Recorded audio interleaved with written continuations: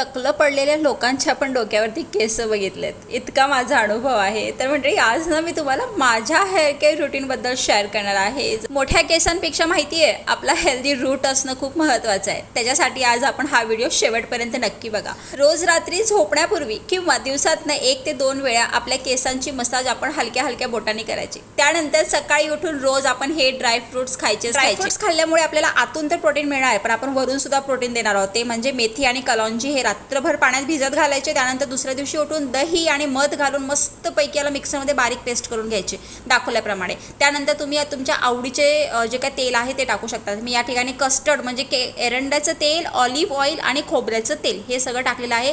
Hair pack लावण्यापूर्वी केसांमध्ये तेल नसावं आणि केसांचा कंगवा केलेला असावा. दाखवल्याप्रमाणे सेम प्रोसेस फॉलो करा. 1 ते 2 तास ठेवा आणि दाखवल्याप्रमाणेच हेअर वॉश करा. आता तुम्ही म्हणसाल इतका वेळ आमच्याकडे नाहीये, तर मग कमेंट करा यावर